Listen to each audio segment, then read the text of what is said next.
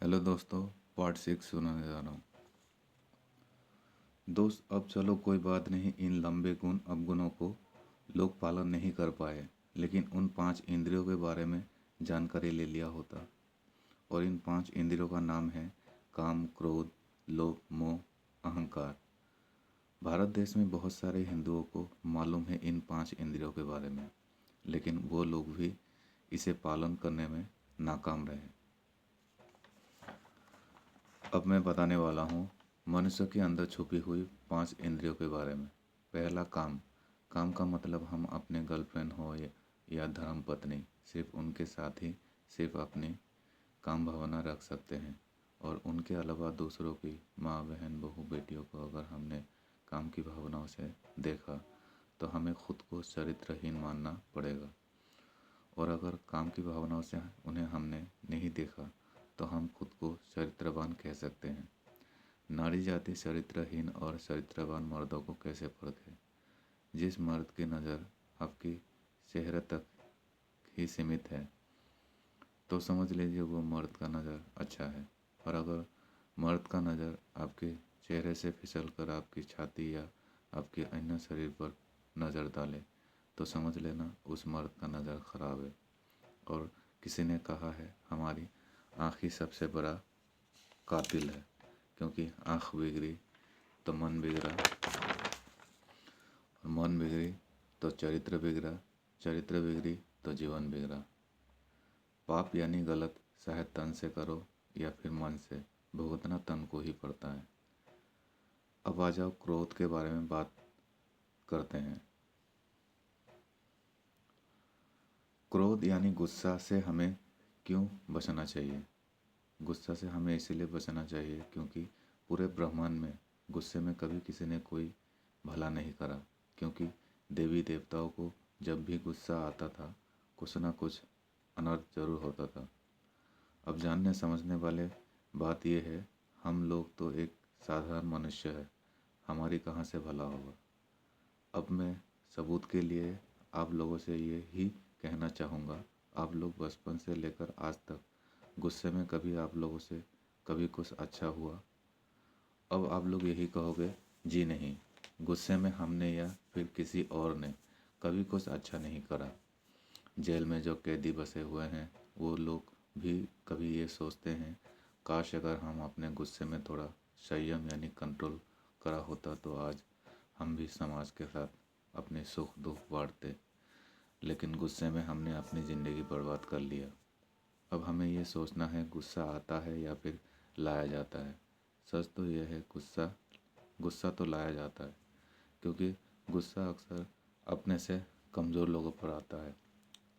अपनों से पहलवान या फिर मजबूत इंसान पर हमें गुस्सा आता भी है तो हम अपने मन को समझा बुझा लेते हैं, क्योंकि अपने से मजबूत लोगों पर अगर हमने गुस्सा करा तो हमें भारी नुकसान का सामना करना पड़ सकता है। तो मेरी कहने का मतलब यही है, जब हम शेर को नहीं मार सकते हैं तो चूहा को भी मारने का कोई हक नहीं है हमें। और आप लोग कभी भी देखना, अगर आपके सामने वाले को गुस्सा आ रहा है तो वो आपको भी गुस्से में लाने की कोशिश करेगा। मेरी कहने का मतलब वो अपने रंग में आपको भी मिलाने की कोशिश करेगा।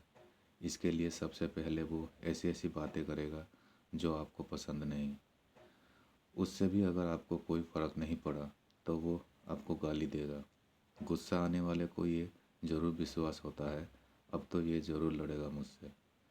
ये गाली हमारे बड़े बुजुर्गों ने निकाल कर बहुत बड़ा एहसान करा दुनिया वाले पर। और ये गाली भी उन्होंने संभोग के ऊपर ही बनाया, जैसे कि तेरे माँ के साथ संभोग कर दूंगा, तेरी बहन के साथ संभोग कर दूंगा, योनी वाले या फिर योनी के। ये था आज के हिंदुओं के गाली।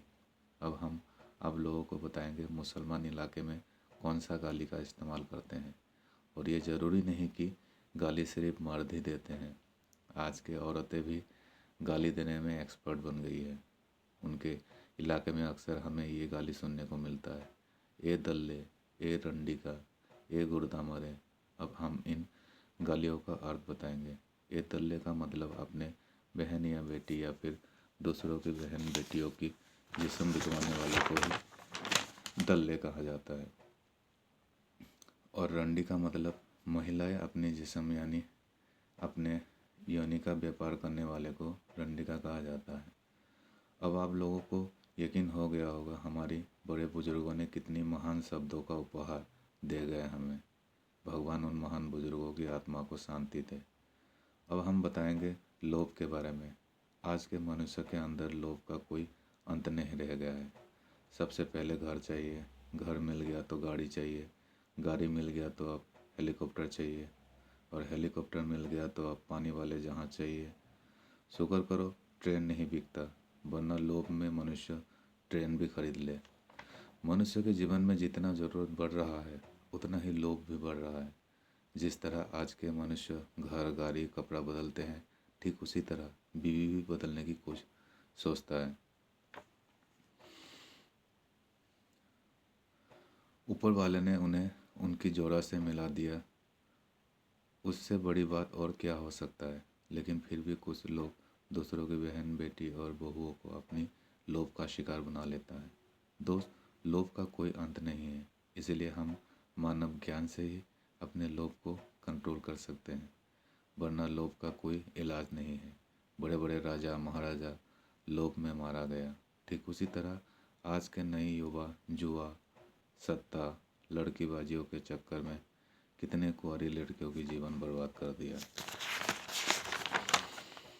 और कलयुग कलयुग कहकर अपने दिल को तसल्ली देता है, लेकिन एक बार भी अपने दिल और दिमाग में लोभ को ख़त्म करने की नहीं सोचता है। और एक दिन ऐसा आता है लोभ के कारण ही बेमौत मरना पड़ता है। अब हम मोह के बारे में बात करेंगे। आज के मनुष्य जब तक माया मोह में पड़ा रहता है तब तक वो दुखी रहता है, और जिस दिन वो माया मोह से बाहर निकल जाता है उसी दिन उन्हें जीने का एक नया रास्ता दिखाई देता है।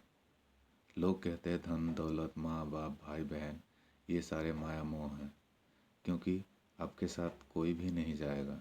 अकेले आया था दुनिया में और अकेले ही जाना पड़ेगा। लेकिन फिर भी ये मैं सोचता हूँ जिन दोनों की साजिश में हमने दुनिया देखा है, उनकी अंतिम समय तक साथ देना हमारी कर्तव्य है। ये नहीं कि हम ज्ञान के चक्कर में या फिर सत्य के चक्कर में हम अपने माँ बाप को भूल जाएं, अपने भाई बहन को भूल जाएं और सब कुछ भुलाकर जंगल चला जाए। ये कहीं से कहीं तक मैं सत्य नहीं मानता, क्योंकि जोड़ा तो ऊपर वाले ने ही बनाया, तो फिर कैसे हम अपने जोड़ा को छोड़कर ज्ञान के वास्ते जंगल चला जाए या फिर अपने परिवार का परित्याग करे। अगर ऐसा करा तो वो पुण्य नहीं बल्कि पाप होगा। हाँ, अगर किसी के ज़्यादा मोह में आकर आप अपने जीवन बर्बाद कर रहे हो तो आपको अपने ऊपर थोड़ा संयम यानी कंट्रोल रखना होगा,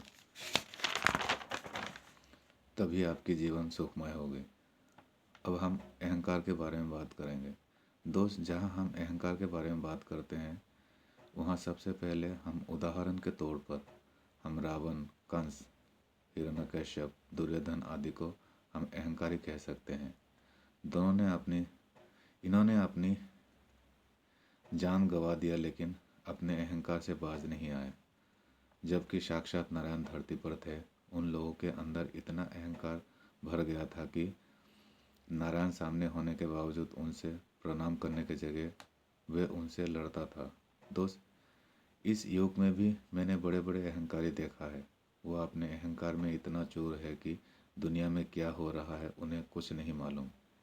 ऐसे अहंकार कलयुग में अंग्रेज़ों के अंदर देखने को मिलता था, लेकिन आज हमारे अपने देश में ही बहुत सारे अहंकारी देखने को मिल रहा है।